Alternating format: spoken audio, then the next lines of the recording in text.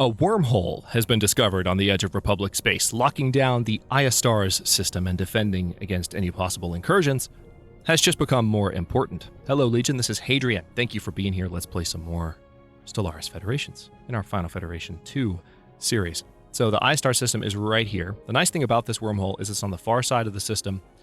We can put a starbase on ISTARS and use that to defend against anything that would come through. Doesn't mean that the starbase would successfully defend, but at least we have that. Again, if the endgame threat shows up along the same ridge, then we're just screwed. But if something were to come through the wormhole later in the game, I would at least be able to have that as a reassurance. Now, we are currently building an Autoton monument on Terra Nova. There's a little bit of unemployment that will go away when the job at the Autoton monument becomes available. And we, at the end of the last episode, or near the end of the last episode... We are being hailed. Oh, there's a non-aggression pact invitation now from the Rock-Rock-High Kingdom. Let's go ahead and agree to that. At the end of the last episode, as I was saying, I'll pause this so I can finish this point. The Council of High Technology was formed. So now we have 4 factions. This is a smaller faction. They're less happy with me. But we now have a Prosperity faction, a Xenoist faction, a Progressive faction, and a Technologist faction in our political system. So these guys are primarily pacifist, xenophile, egalitarian, and materialist, respectively. So we don't have any factions that really oppose our core ethics. And you can see the percent to which different ethics are followed. So those militarists that we inspired in the previous episode, or 2, I think it might have been 2 episodes ago, there are no actual pops that are attracted to this overall, but 7% currently embrace the ethic. So, see, this tooltip is interesting. Due to its current attraction value, we expect around 0% of our pops to embrace. Okay, so 7% currently embrace it.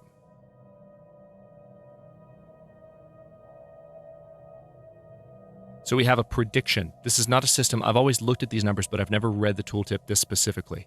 So this is going to be fun to talk about in the comment section. And if you're learning the game, definitely watch the episode, but also read the comments, because we can dissect this. So the upper number seems like a prediction. Due to its current attraction value, we expect around 28% of our pops to embrace this ethic. 21% of our pops currently embrace this ethic right now. So in this case, we have a higher number than the actual current embrace, and in this we have a lower. So I'm not sure to what extent, maybe these are like from a year from now. So what this, I guess, is indicating is that there's a decline happening here because there's not a lot of draw for militarism to expand. So what these numbers represent perhaps best is the extent to which there is attractiveness of a given ethic in your empire. Let's say that for now, and then discuss further in the comments section.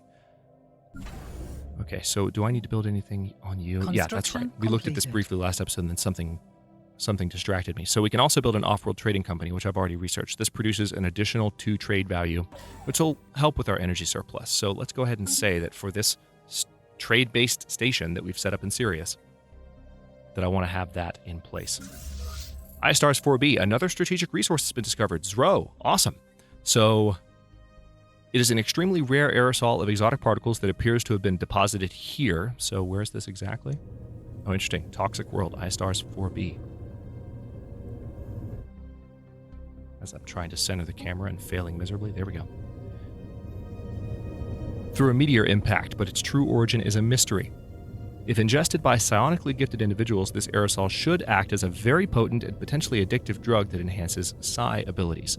We do not yet possess the means to extract this resource. While we do not yet possess, we should seriously consider establishing control over the system. Yes. So we are going to have control over ISTARS, and that's somewhat frustrating because we have a star system, by the way, here that's not connected to any jump lanes, so we're going to have to jump here.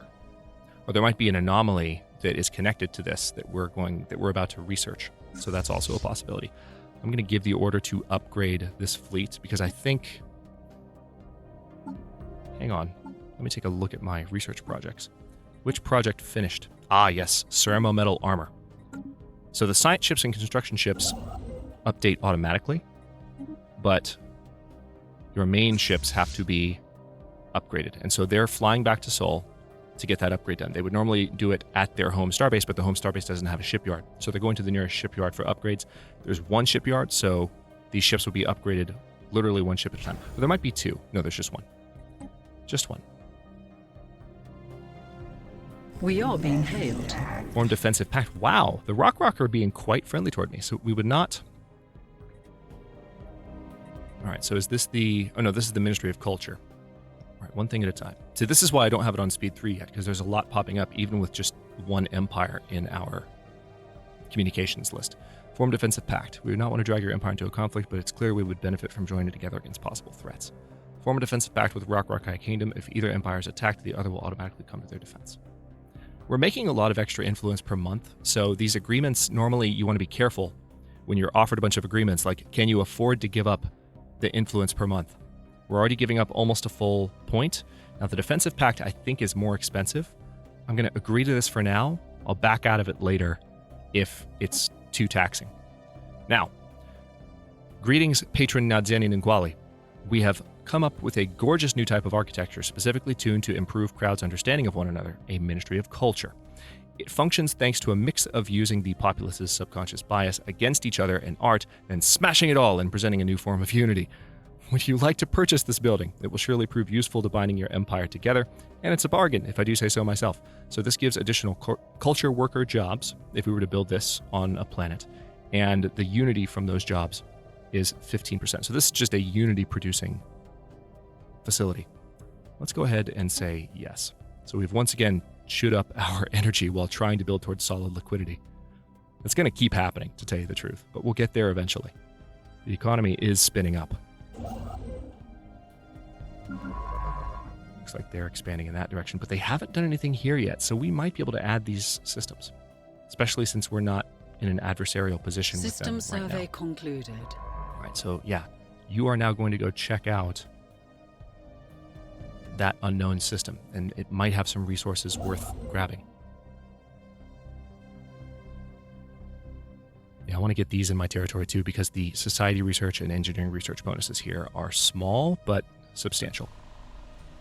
Also, by the way, we're still working on... Oh no, hang on.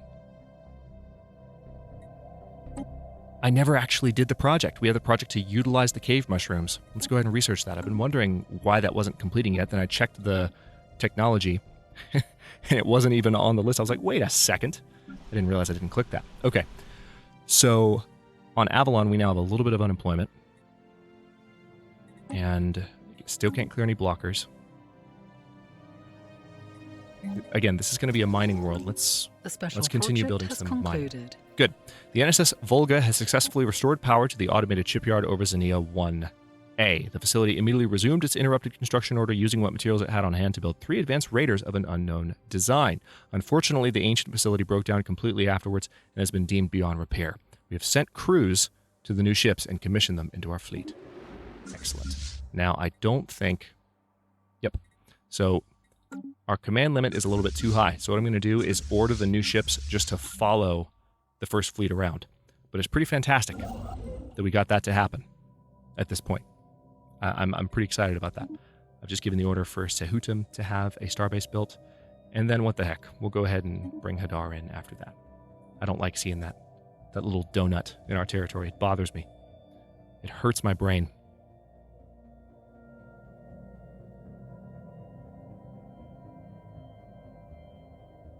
System survey concluded. Construction completed.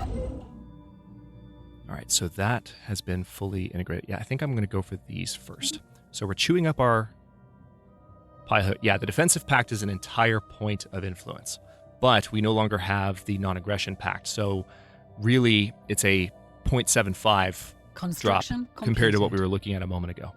And once I get solid liquidity back, we might still be able overall to have +4 influence.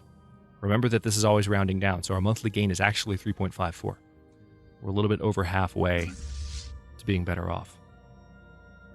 Ship upgrades applied. Good. So the first fleet now needs to Research return. concluded. I'll use that button to their home base.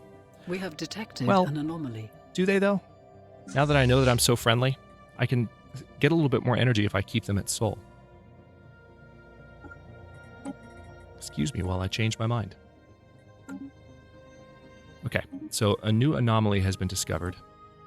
And this is Luke, but that's a little bit of a higher level anomaly. Would take 600 days. We're going to leave that be for now. What do the anomalies say, though? Our survey has uncovered something that can only be described by the science team as mystical. We would need to investigate the phenomenon in more detail to unshroud this mystery. All right, so research speed has been improved by 5%. Energy credits from technicians. That's awfully tempting. Fusion reactor, which is a new power source for all of our ships, or basic combat roles. To be on the safe side, I want to go ahead and research basic combat roles and have that done. Mining district is almost done being built on Avalon. Notice that our consumer goods surplus is dropping.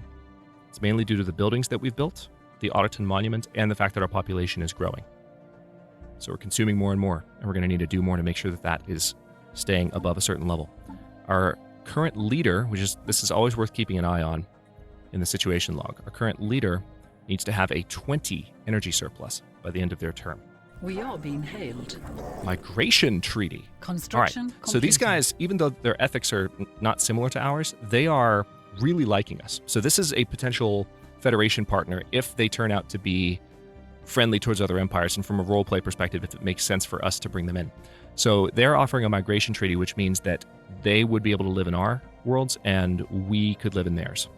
This would further impact my monthly influence, though. So for now, I'm going to say no. For now. Because I like the fact that I have this much influence. I want to keep gaining this much influence at this stage in the game.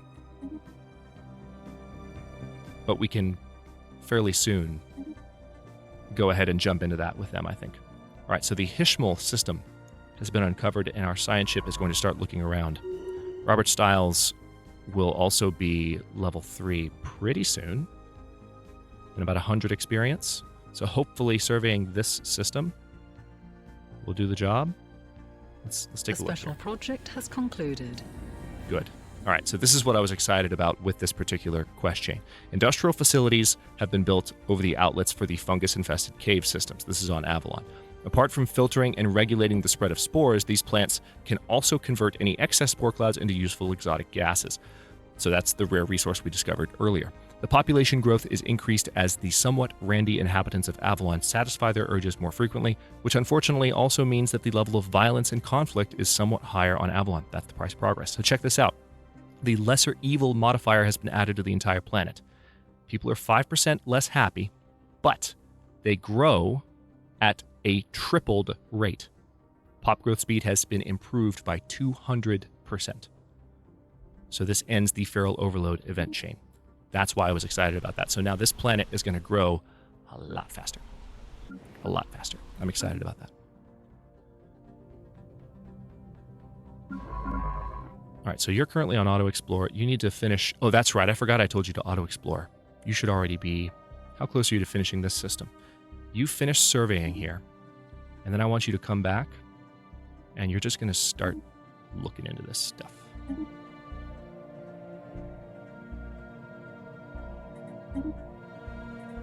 You should get a lot of experience from this, too. Now, Robert Stiles is getting closer and closer to leveling up. He's at 387 and 45 now, or 387 and 475 now. And every survey is going to give you a little bit more. Okay, so we're getting there. Terra Nova looks like they need a little bit of housing. Have I built a city district on Terra Nova yet? No, I haven't. Let's go ahead and do it.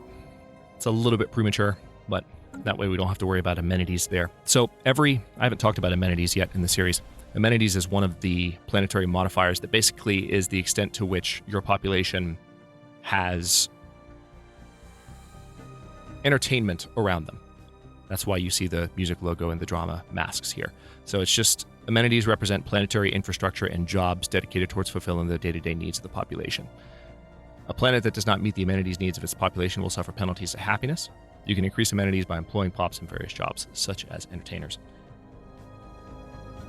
And again, penalties to happiness generally reduce productivity. Atlantis, once again, is ready for a new job. Now, notice that we are running low on amenities here, even though we're okay on housing.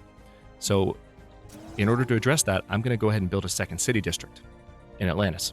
Not because we need the housing, but because we need the amenities. And the clerk jobs will produce trade value and amenities. There are other things that we can do, but right now, that's my best option on that planet. Okay, so you also need to explore things. Hang on. Why don't you come here and do this one, please?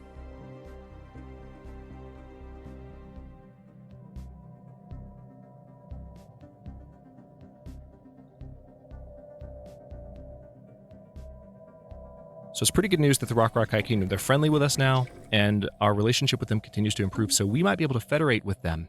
That's wonderful news, really, because this is a Federation-centric series, and we may be able to do that. I think I will leave these two systems to them. They're not valuable enough that I'm, like, chomping at the bit to have them in my territory. So I'm going to just be merciful. This construction ship is on the way to Hadar. There's a research project there that could eventually add some resources to that system, so that's what I'm hoping for.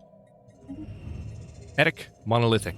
Azeroth 1 is uninhabited and indeed uninhabitable, but not unvisited. Its surface is littered with tall cenotaphs carved from some mineral not native to the planet, evidently placed here by some artistically inclined spacefaring race. The monolith's flowing lines deftly chart a history so fantastical it must surely be fictional. Surely. All right, so that gave us an additional 350 influence, or not influence, engineering, holy crap, engineering research. And that's now 28 months from finishing our Hangar Bay project.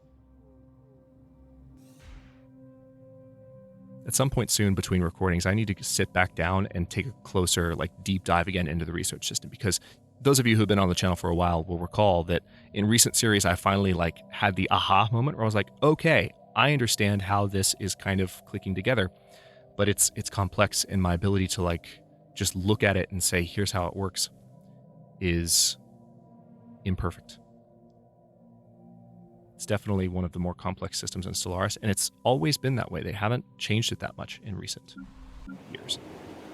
We apologize, Patron Yadzen and Enclave. We have sadly reached something of a creative roadblock. The Enclave is in disarray, and we have nothing to offer at this time. We thank you for your patronage, as always. So we can say we hope the situation improves.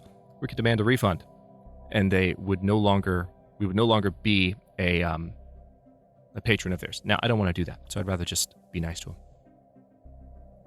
All right, Atlantis is currently building a city district to resolve that problem.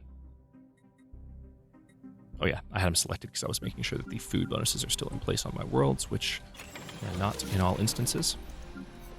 Avalon, of course, doesn't necessarily need the pop growth speed bonus anymore. It really doesn't. But you can still do that.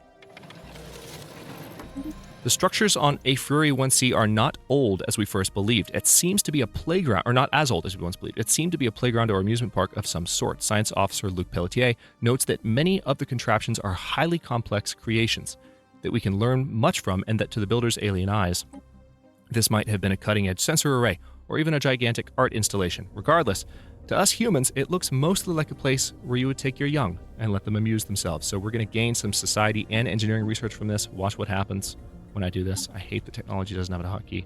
Watch this and this. Oh, see, actually, it didn't help with that in particular. And the reason being, hang on.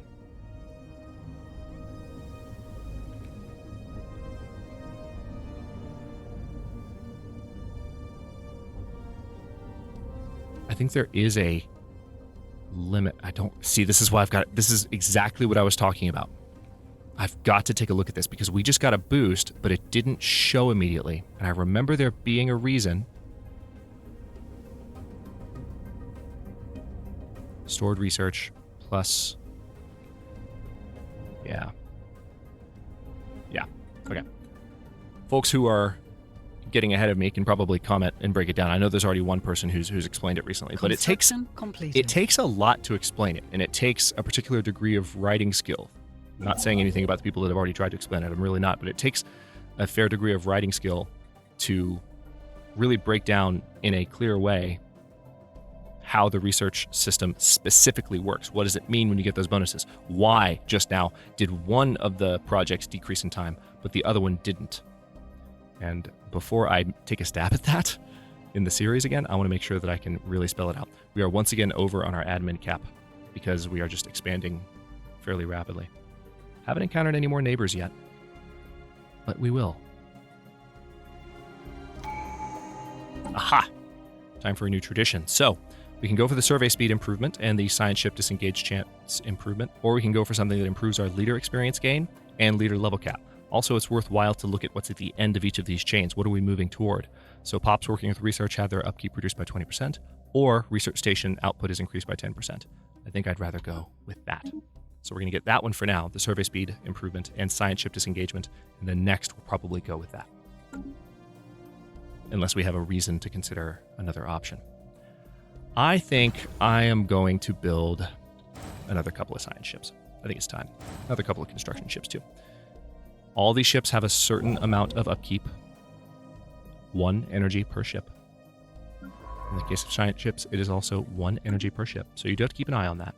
But right now, our economy is in good shape. I can support some additional explorers quite easily. Alright, so we have Sanvi Naik. Oh yeah, that's right, because she was our previous... That's right. We can bring our old scientist back. Oh, that's wonderful. Welcome back, Sanvi. That's awesome. All right, well, your first task will be to investigate these larger anomalies.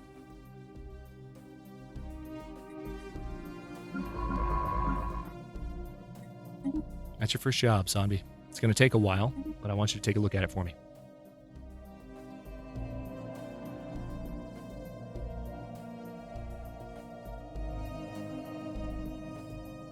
Knowledge is the key to the universe. Okay. Toxic kelp has been researched. Ooh, this is almost like... I can't imagine not going for this. I think this is what I will do. We're going to do the gene clinics. There are some other options that are all worthwhile here, including the administrative cap option. But gene clinics are one of the pop growth buildings. They convert, as you can see here, consumer goods into amenities and pop growth speed. So they help with not only, this is one of the other options for amenities, but they also mainly help with pop growth speed. By the time both the jobs are filled, you have 10 more amenities and 10% more pop growth on every world. The only thing about building gene clinics is you have to remember to unbuild them once you no longer need them. Okay, now I'm going to hire Augustina Flores. She has a research speed bonus of 5%. That's not going to help with anomalies, unfortunately. But I just want to have someone else out on the frontier exploring. So go ahead and survey, and then auto-explore, please. Do I have any of my science ships still set on passive? No, I don't. Good. Crushed cruiser. The shattered remnants of a cruiser-sized starship can be detected in the decaying orbit deep inside the atmosphere of Alpha Centauri B3. It appears to have ventured far into the gas giant's atmosphere, perhaps in a desperate attempt to escape a pursuer, only to be crushed by the atmospheric pressure. The vessel is too deep to be salvaged, but a structural scan of the wreckage has provided us with some interesting engineering data. So we're going to gain some engineering research from that. And unfortunately, we can't salvage it. I got excited. I was literally going like, okay, who do I select in order to salvage it? Even though the text had just read, we can't salvage it. That's how excited I got. Which was not paying attention. Okay, so this science ship now, I'm going to put on just auto explore. Construction completed.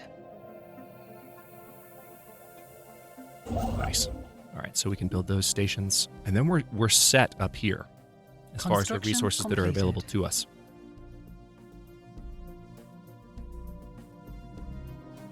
We have the option to build some more star bases, and it might be worthwhile to do that. This is a 25-slot Arctic world, but again, we could do another trade station once we expand Sol's starbase, and there's more of these slots available. We could just build one more trade station. Or actually, no. Yeah, one more, because Sol currently has one. So it's collecting from all neighboring systems, but not from Peia. So one more, and we'd be set. But up here, there's some trade value that's uncollected that we can't do anything with. Now we have a defense station set up in Korea that doesn't necessarily need to be a defense station anymore.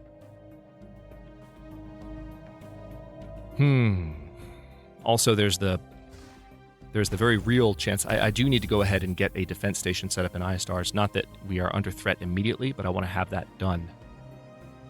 And I'm going to think more about this at the beginning of the next episode, because we have the option to build 2 more. I might not fill that all the way up. We've got that one going now. But it looks like Atlantis has some unemployment, so let's fix that by... Yep. They're low on amenities. Let's go ahead and get another city district built. It's weird though. I don't know. I might hold off on that because I've already built 2 city districts. Yeah, let's do another farming district on Atlantis instead. It's not going to help with the amenities, but we can do those gene clinics soon to help with that. But I will stop this one here. In the next one, we are going to continue expanding in every direction that we possibly can. We're just kind of at that stage now where we're taking a look at what stations we haven't built, what systems we haven't expanded into, and of course our new science ships going out onto the frontier, and some of our older science ships now finally looking at some of the anomalies. So we didn't quite get the precursor progress that we were hoping to this episode, but that'll hopefully come in, I would imagine, the next one. Like within the next half hour of gameplay, if these science ships haven't found something related to the precursors, it'll be shocking. We've already found hints of them, but we haven't actually found any specific narrative, and I think that's right around the corner. And before long, we might meet our new neighbors, whoever they are, as well, beyond the Rock High Kingdom, which has so far a fantastic relationship with us that continues to improve. So good news there. Thanks for watching. If you enjoyed this one, don't forget to like the video and subscribe to follow along. New episodes are coming out every day at 4 p.m. U.S. Eastern Time. Comments are always welcome. Let me know what you think, and I'll see you next time.